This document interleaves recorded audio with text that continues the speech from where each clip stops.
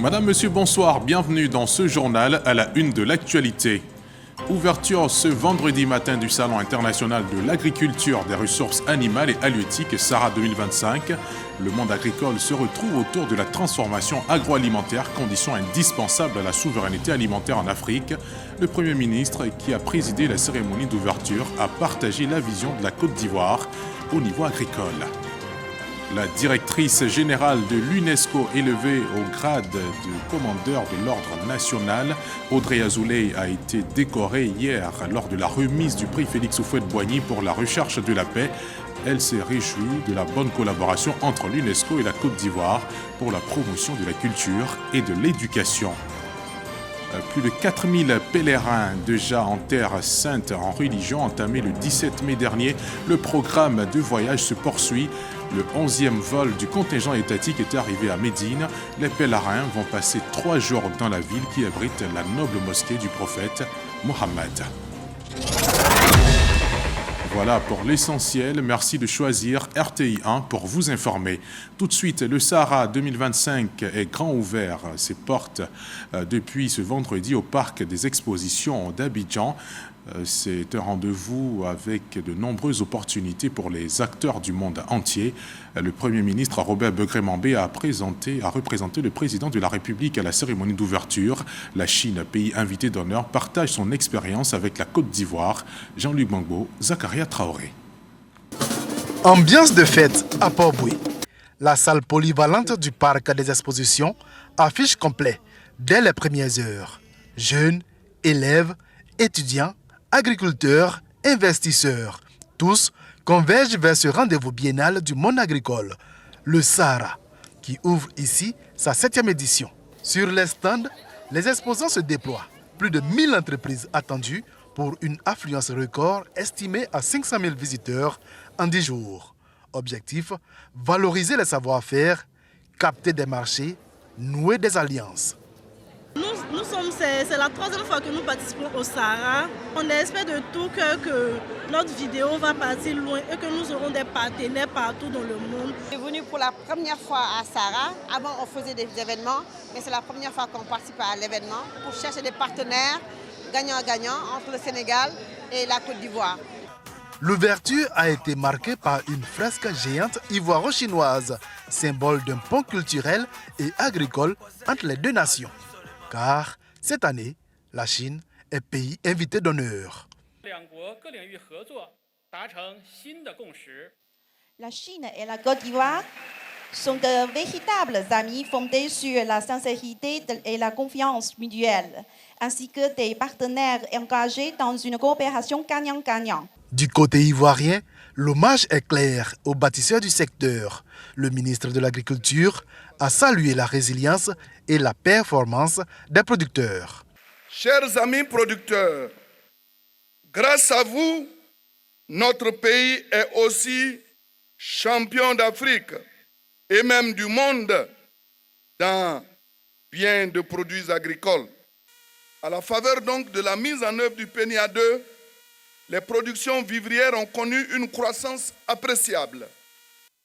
Mais avec le président Alassane Ouattara, nous devons gagner encore plus et nous devons faire mieux.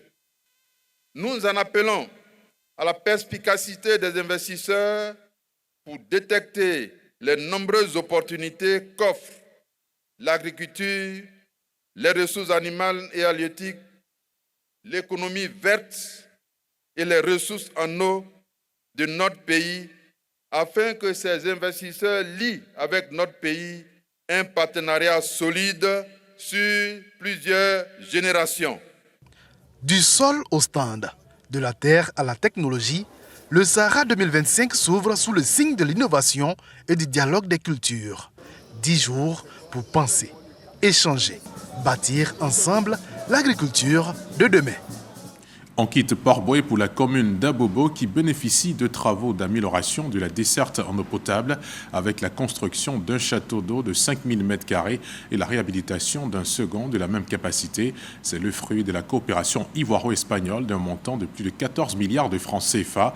L'infrastructure a été livrée aux populations en présence du Premier ministre Robert Begré-Mambé. C'est une nouvelle qui vient soulager les habitants de la commune. Et puis ce jeudi, Abidjan a accueilli la cérémonie de remise du prix Félix Houphouët-Boigny UNESCO pour la recherche de la paix. Audrey Azoulay, directrice générale de l'UNESCO, a été élevée au grade de commandeur de l'ordre national. La Côte d'Ivoire salue son parcours exceptionnel. C'est ce que nous dit Fatou Fofana. Le prix UNESCO Félix Houphouët-Boigny pour la recherche de la paix 2024 a été attribué à Antonio Luis Santos da Costa, ancien Premier ministre du Portugal et actuel président du Conseil européen. Cérémonie solennelle, également moment de brassage culturel. Le lauréat du prestigieux prix a symboliquement reçu les attributs de chef de la communauté Tchaman. Devenu donc fils de la Côte d'Ivoire, il se prénomme désormais Gouda, entendez homme de paix. Prénom également porté par l'ancien chef du village de Cocody Village. Autre temps fort, la directrice générale de l'UNESCO, Audrey Azoulay, honorée par la Côte d'Ivoire. Elle a été élevée au grade de commandeur de l'ordre national par le président Alassane Ouattara. Distinction reçue des mains du grand chancelier de l'ordre national Ali Koulibaly en reconnaissance à un engagement culturel fort auprès de notre pays. Notons que la patronne de l'UNESCO a aussi remis ce jour au président ivoirien le certificat officialisant l'inscription de l'Atiéké au patrimoine culturel immatériel de l'humanité. Dans la région du Béquet à Bouaké, le ministre d'État, ministre de la Défense Téné Birahima Ouattara, inaugure le centre de santé médicale et l'hôtel des armées. Il est situé au sein de la 3e région. 4,5 km de bitume ont également été réalisés. Témoin de l'événement, Kader Sogodogo. 6 bâtiments, urgence médicale, bloc biologie et cabinet dentaire, consultation, administration et hospitalisation. Voici le nouveau visage du centre médical des armées de la 3e région militaire de Bouaké. Le centre médical des armées de la 3e région militaire est pourvu d'un plateau technique de référence.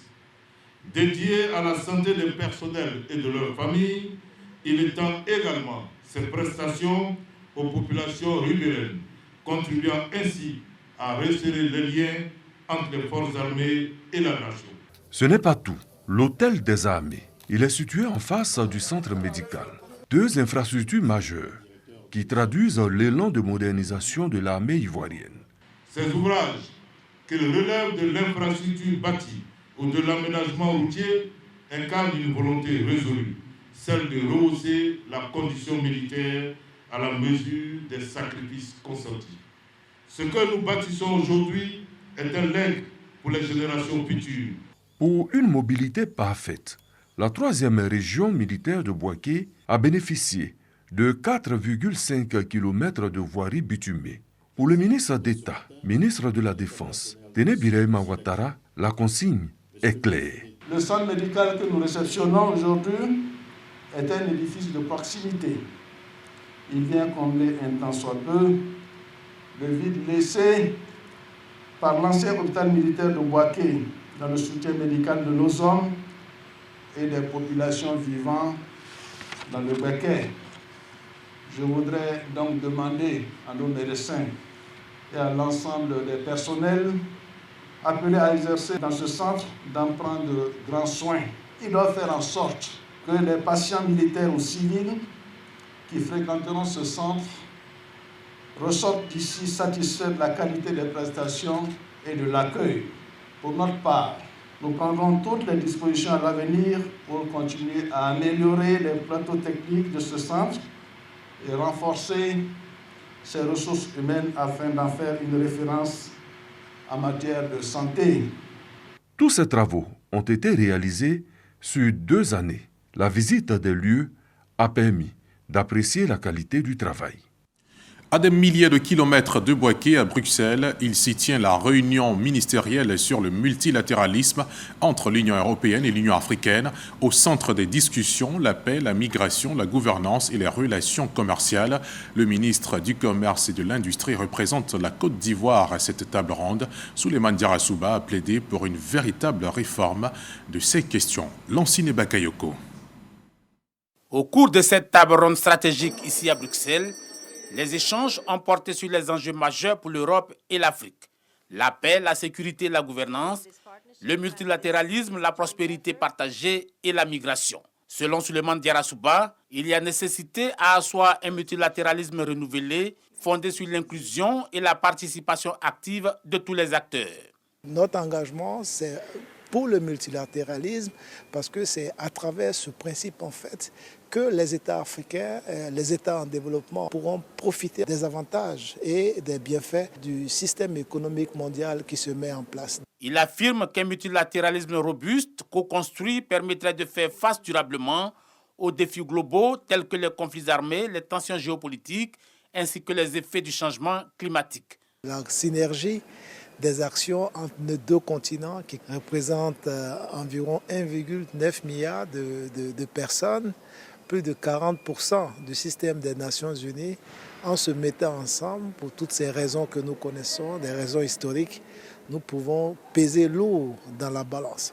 L'envoyé du gouvernement ivoirien à cette réunion de la capitale belge appelle à une réforme en profondeur des grandes institutions internationales, notamment les institutions de Bretton Woods, le Conseil de sécurité de l'ONU et l'Organisation mondiale du commerce. Il s'agit de garantir un système commercial mondial plus inclusif, plus équitable et résilient. La Côte d'Ivoire et la République islamique d'Égypte viennent de franchir un pas important dans le cadre de la coopération économique et commerciale.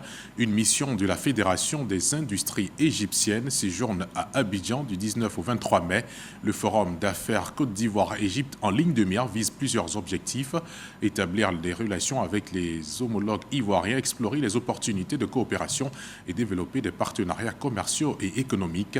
La délégation a été reçue par la présidente du Sénat, Kandia Kamara. Cérémonie d'ouverture de la première mission multisectorielle de la République arabe d'Égypte en Côte d'Ivoire. Pendant 5 jours, des investisseurs et hommes d'affaires exposeront sur l'expertise égyptienne dans plusieurs domaines, notamment le secteur privé.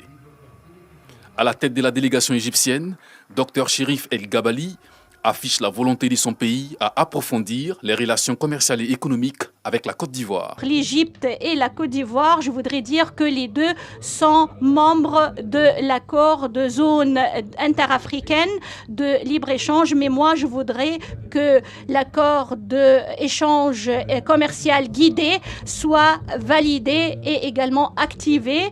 Et bien sûr, les deux gouvernements ont une responsabilité afin d'avoir plus de collaboration, afin d'ouvrir les horizons d'investissement pour le secteur privé. Une opportunité à encourager, selon le ministre des Affaires étrangères, Léon Adom Kakou. Dans cette perspective, le renforcement de nos partenariats sud-sud, notamment avec l'Égypte, constitue une priorité stratégique.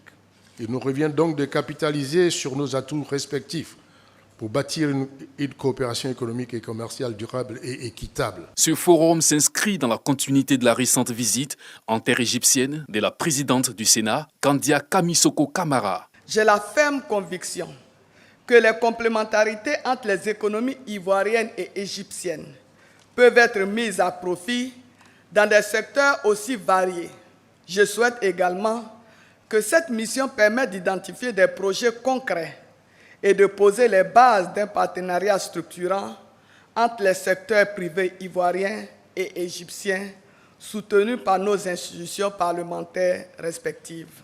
Les échanges commerciaux entre l'Égypte et la Côte d'Ivoire sont en augmentation. La valeur des échanges bilatéraux a atteint plus de 175 milliards de francs CFA en 2023 contre 104 milliards de francs CFA en 2022, soit une hausse de 34%. Le présent forum d'affaires vise à améliorer la donne.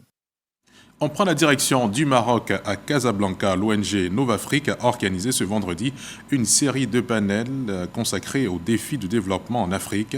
Experts et acteurs du continent ont exprimé leur vision autour de la gouvernance, l'investissement ou encore le rôle des diasporas dans le développement.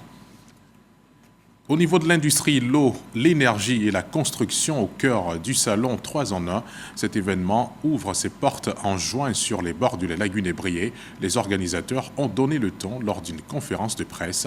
Reportage. À travers une conférence de presse, les organisateurs ont donné le coup d'envoi officiel du Salon international qui se tiendra du 17 au 19 juin au Parc des Expositions d'Abidjan. L'événement est articulé autour de 3 grands domaines stratégiques. Premier pilier, Water et HVAC Air Expo, dédiés à la climatisation, à la réfrigération, à la gestion de l'eau, aux pompes et aux vannes. Notre objectif, c'est très clair, faire de la Côte d'Ivoire non seulement un centre économique pour l'Afrique de l'Ouest, mais aussi un point de rencontre incontournable pour la coopération économique internationale.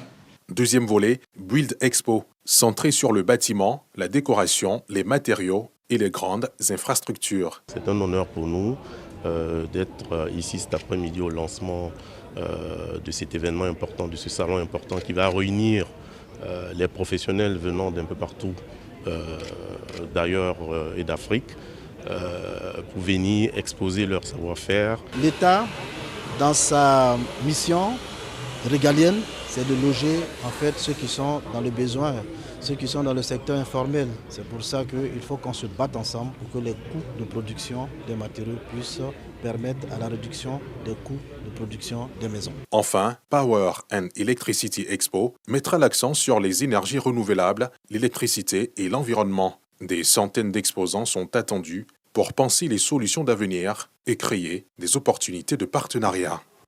L'Agence nationale de gestion des déchets ANAGED a fait don de matériel de salubrité à 8 villes de l'intérieur du pays.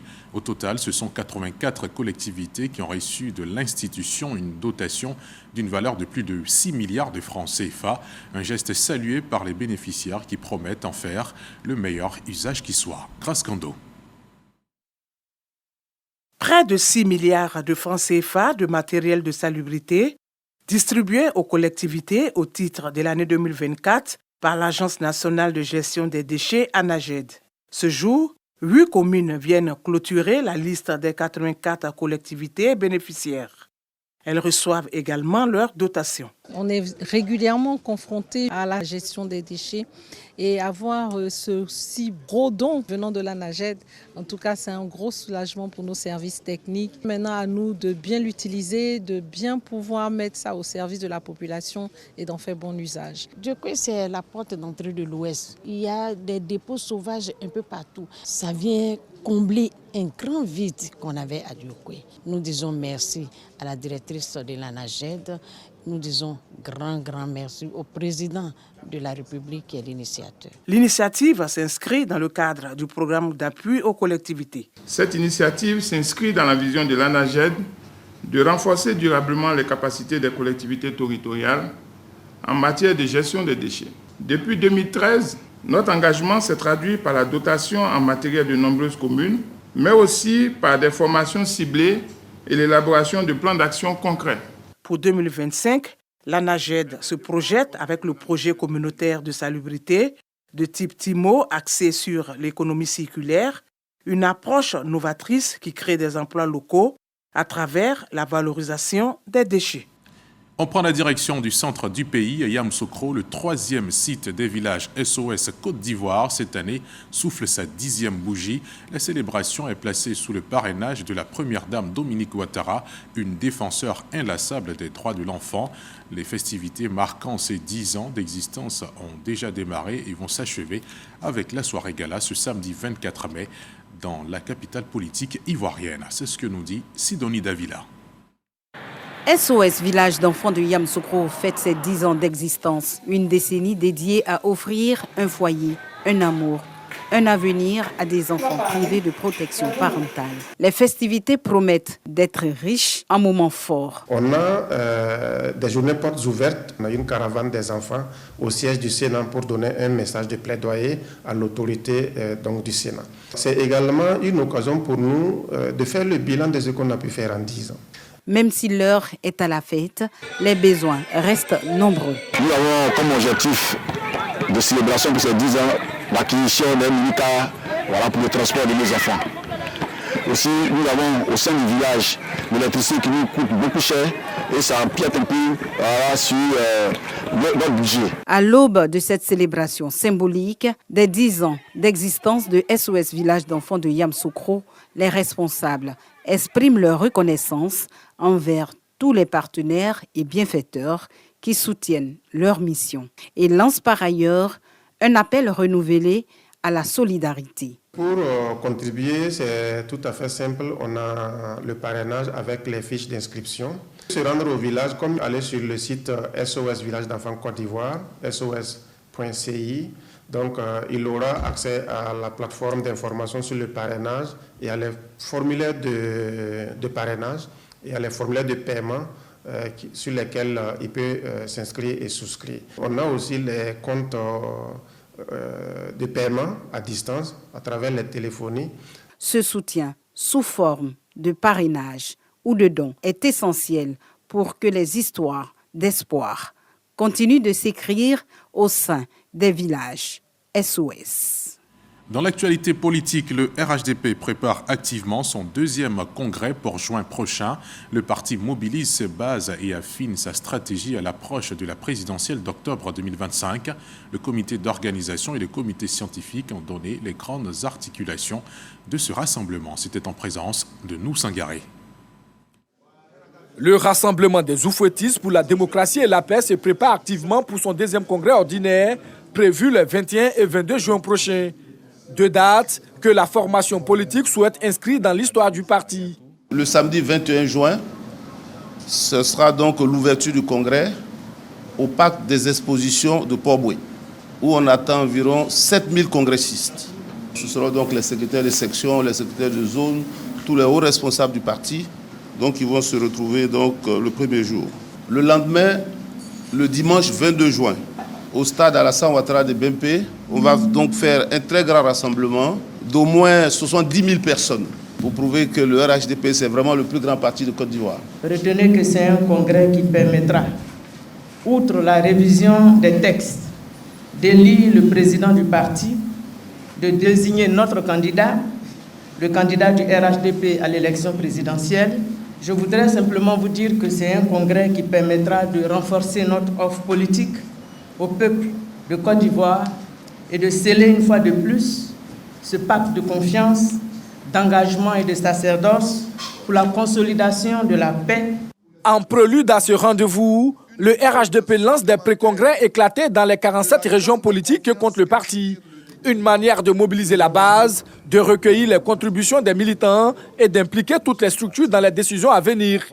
À un mois de l'événement, le RHDP mise sur la mobilisation de sa base pour faire de ce congrès un tournant décisif dans sa stratégie politique. Dans le même élan, le ministre Adama Diawara a rencontré les structures du RHDP à Yopougon. À cette occasion, il a exprimé son soutien entier aux militants de la commune.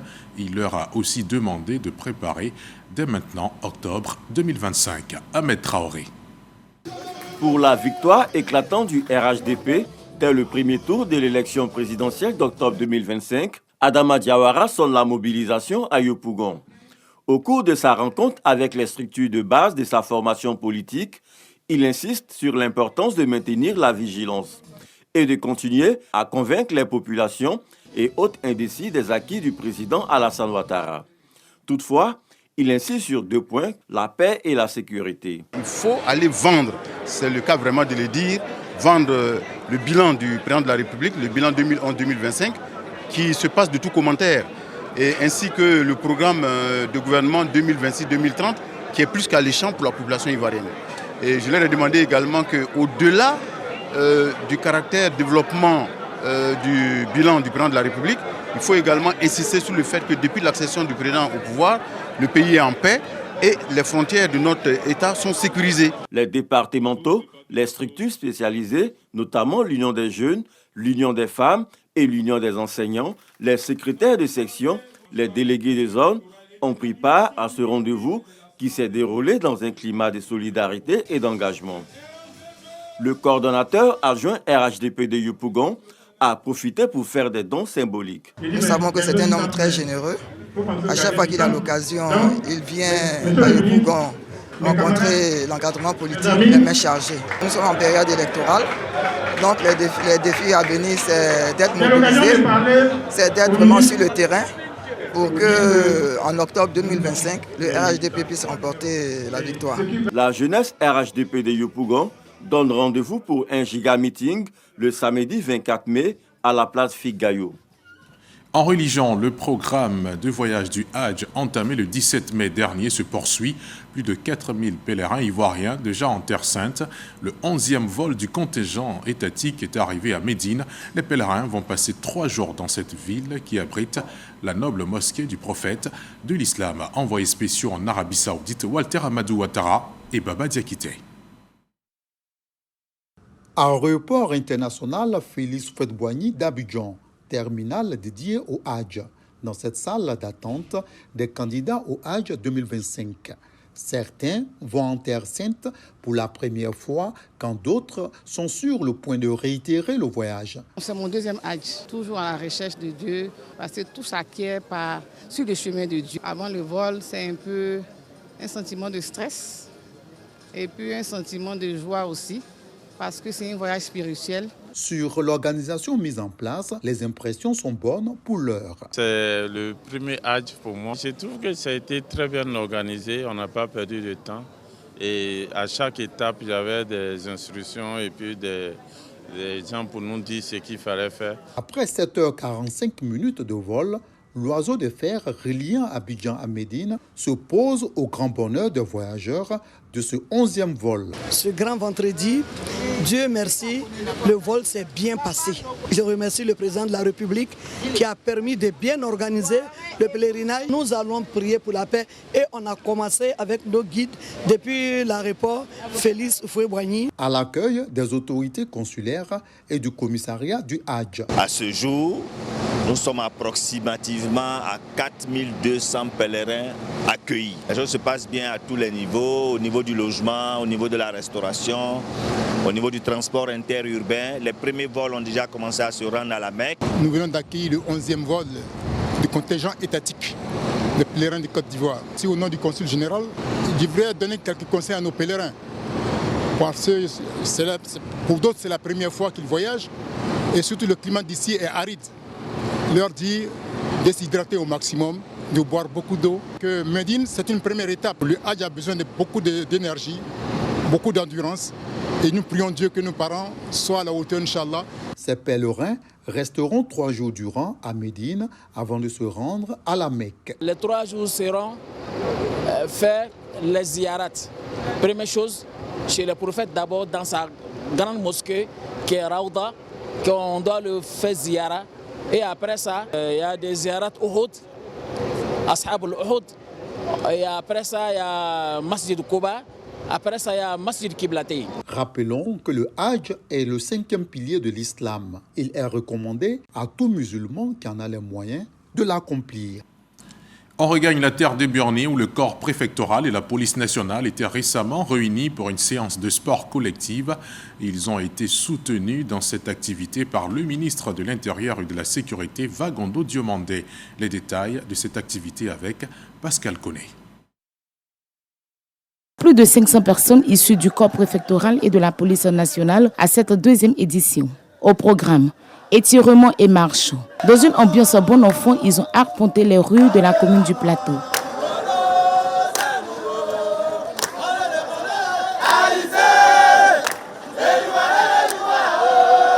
Cette journée sportive vise à consolider les liens fraternels entre tous les acteurs du ministère. Le sport, c'est facteur d'émulation, facteur de cohésion et justement facteur de bien-être.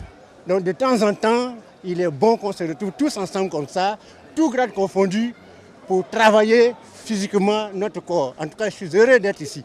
Une journée saluée par les participants. C'est une très bonne initiative. Vous voyez là, aujourd'hui, on ne sait pas qui est qui, on ne sait pas qui est DG, qui est ministre. Nous sommes tous ensemble, nous communions ensemble. Et vraiment, nous sommes très contents de participer à cette activité sportive. C'est un parcours défini. Le ministre sait très bien que le parcours peut convenir à tout le monde. Il sait que ses collaborateurs sont en forme, donc on n'a pas d'inquiétude. Cette journée sportive s'est terminée par le géant fitness sur l'esplanade du ministère. Le ministre Vagondo Diomandé a rassuré ses collaborateurs que ce rendez-vous sportif va se tenir chaque mois. Dans le reste de l'actualité, en République démocratique du Congo, le Sénat a voté hier la levée des immunités de Joseph Kabila. L'ancien président est accusé par la justice militaire de complicité avec la rébellion de l'AFC M23. Des poursuites judiciaires sont désormais possibles. Le mois dernier, le ministre de la Justice avait saisi la justice militaire afin d'engager des poursuites contre l'ancien chef d'État. Le parti de Kabila est sous le coup d'une procédure judiciaire en vue d'une suspension, notamment à la demande du ministre de l'Intérieur. La Russie et l'Ukraine ont entamé ce vendredi 23 mai la première étape d'un échange record de prisonniers. Côté russe, Moscou a annoncé avoir récupéré 270 de ses soldats et 120 civils. L'Ukraine a pour sa part récupéré le même nombre de militaires et de civils.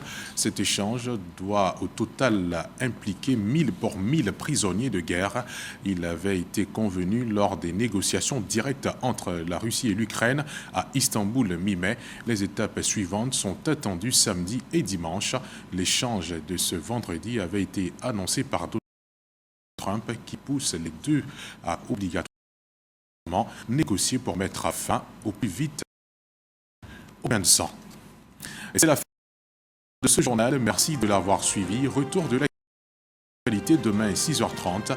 Et moi, je vous donne rendez-vous ce dimanche, Dieu voulant, à 18h45 dans votre émission de débat, le Club de la Presse. Thank you.